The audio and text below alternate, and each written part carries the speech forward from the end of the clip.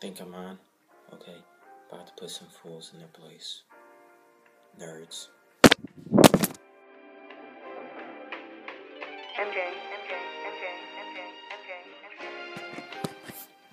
What's up, guys? It's Gambit here, and I'm bringing you a really quick video about the Cleveland Browns because people done been pushing my buttons. So I'm gonna stick up for my Brownies and for Cleveland sports because that is what I call home, and y'all are about to have it. So let's go. First off, we got a quarterback, Brian Hoyer, started 3 games for us last year, and all 3 games he started, we had a win, every single one, 3-0. And then he went down with an ACL, and we had Jason Campbell to grace us for the rest of the year. And guess what? The Browns didn't play bad with Campbell at the quarterback. We stayed in every game, but we just couldn't close out with Campbell. And Josh Gordon, only playing 14 games, still had the most receiving yards in the league with Jason Campbell as his quarterback. So there's quarterback. We got Brian Hoyer and Alex Tanney. Tanney has never set foot on an NFL field to play, but you know, Hoyer, decent quarterback, definitely better than Campbell or Whedon. And while he was playing, another fun fact, he had the fastest release time of any quarterback in the NFL. Fun tidbit for you. Secondly, let's look at our line. Joe Thomas, best left tackle in the league. Didn't miss any time last year. Great lineman.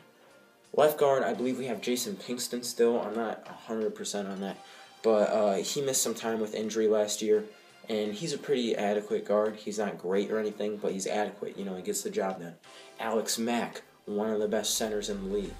Right guard is currently vacant, and right tackle we have Schwartz. Now, right guard we might fill in the draft with Xavier Suafilo, David Yankee, or possibly move Schwartz into guard and bring in Zach Martin, Taylor Lewin maybe, if they come available at our pick. You know, so we have a great line, but we dealt with a lot of injury last year. Schwartz missed some time, Pinkston missed time. So we were struggling with the line. Secondly, let's look at running back. Last year, yeah, we didn't have a single good running back. But this year we signed Ben Tate. He's a pretty good running back. He's averaged like 4.7 yards per carry in the past. His biggest problem has been health, and being a full-time back for the Browns, he may have to deal with some injury problems.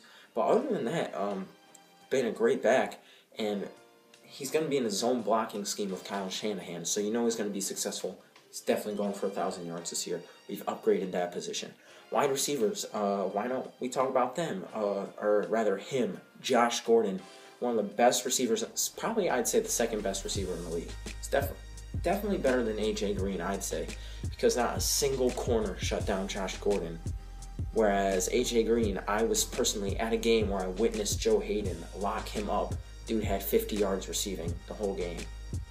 And then we brought in Nate Burleson to mentor Josh Gordon, to keep him out of trouble. And he's got good hands. He can catch it with contact. Then we brought in... Alright, so sorry about that. My iPod died. So, I believe I was at the receivers. Andrew Hawkins.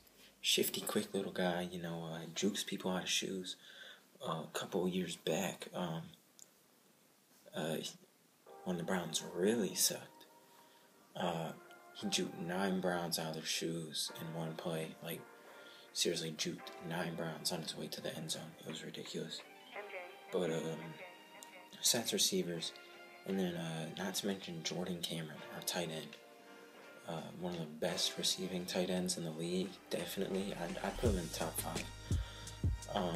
And he's not the best at blocking, but we got Jim Dre and Gary Barnidge behind him for that. Both great blockers. So I'm satisfied with our tight end situation and receiver situation.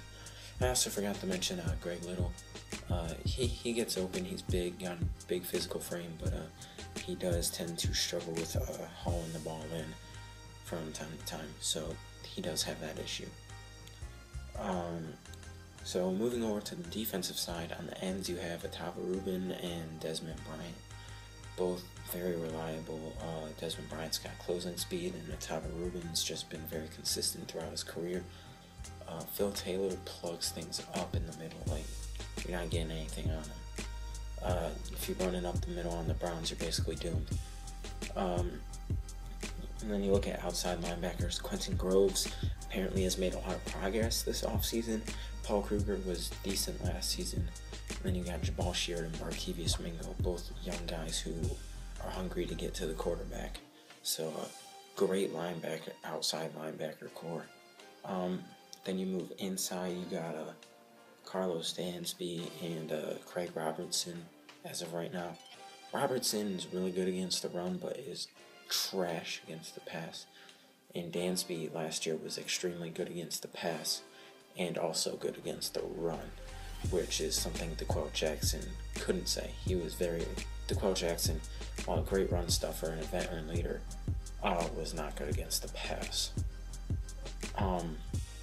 Also, Dansby has been on winning teams, deep playoff runs, but DeQuell Jackson couldn't say that, so Dansby has a different kind of leadership. Then you look at our corners, you got Screen and Hayden. Hayden, like I said earlier, locked up A.J. Green, who's a shutdown corner. He didn't look the best last year, but you could tell he kind of just gave up because he knew Browns aren't doing anything. I have no reason to try. Why get myself hurt, you know?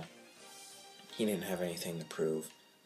He's one of the best corners in the game, though, when he puts forth the effort. Buster Screen has made a ton of improvement from a couple years ago. Now he's an aggressive, tenacious little guy. He'll go out there and butt heads with the biggest receivers. But the thing is, due to size mismatches, he often has a hard time breaking up passes. So he's more of like a slot corner kind of guy. If we could draft a Justin Gilbert or Stanley Jean-Baptiste that's over 6 feet in the draft, that would be great, because currently Joe Hayden's like 5'10", 5'11", and Screen's like 5'8", 5'9", so, you know, there's that issue of height with those two. But Joe Hayden's still a lockdown corner. Then you got Tayshaun Gibson in the back. Adequate, doesn't really do much, but he doesn't really cost you anything either, you know. He doesn't play great, but he doesn't play bad. I'd just say he's okay back there. So we could use an upgrade, but it's not the end of the world that we're playing him back there. And then you got Dante Hittner. He's probably better against the pass than Ward was, but a little bit worse against the run. So it kind of balances out because the Browns struggled against the pass a little bit. We had actually one of the top pass defenses, but if you watch the game, you could tell we did have trouble against the pass. Whereas against the run, we looked really good. Billy Cundiff, he's fine. Not really great, not really bad. But, you know, that's the Browns team in a nutshell.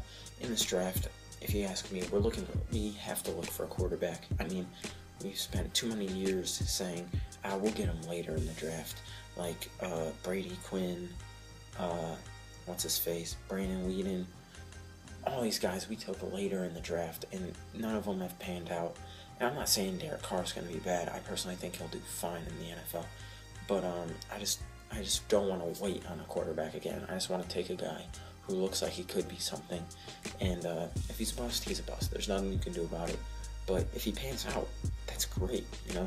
So I'm personally hoping for Johnny Manziel for the Browns. He's a big playmaker, gets the job done.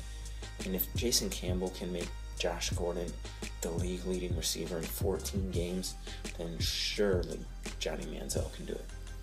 All questions about his size, throw it all away. If Jason Campbell can do it, Johnny Manziel can do it. With our second first rounder, I'm thinking guard or receiver. I wouldn't mind seeing a Kelvin Benjamin or an Odell Beckham or even an Allen Robinson in a Browns uniform. But then again, we do kind of need a guard. So Xavier Suafilo, David Yankee, I'm thinking. And then the other key position with that second pick could be corner. Justin Gilbert's, Jason Verrett, you know, any of these guys. But I feel like we could maybe wait a little bit on corner and wait on guard, really. I'd say we should go with the corner. Kyle Fuller or Verrett would be my top options there. With our second rounder, probably a receiver. I think we could land like an Allen Robinson, a Moncrief, or Beckham maybe. And then third round, guard. And since we have 2 third-rounders, maybe a running back, like Storm Johnson. Probably way later in the draft for Storm Johnson, though. But they do runs like Marshawn Lynch. I would love to see a physical back like him in our backfield. Because the Browns need to get back to smash mouth football, back when we had Jamal Lewis just pounding the rock. And then you gotta look around the total scenario. The Bengals got a little bit worse this offseason. Dalton has choked multiple times now. Their running game did get picked up with Giovanni Bernard, but they also lost key defensive players like James Harrison, Michael Johnson. They lost those guys. Then you got the Ravens, definitely got a lot better. Steve Smith acquired, Owen Daniels acquired, Eugene Monroe re-signed.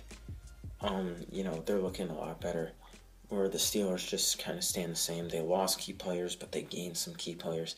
But I think they're looking a bit weaker on the defensive side again after losing Larry Foote. And I can't remember which one of their DBs left. It might have been Ike Taylor. Can't remember for sure. Or Ryan Clark. Ike Taylor or Ryan Clark left. And that's a key loss for them.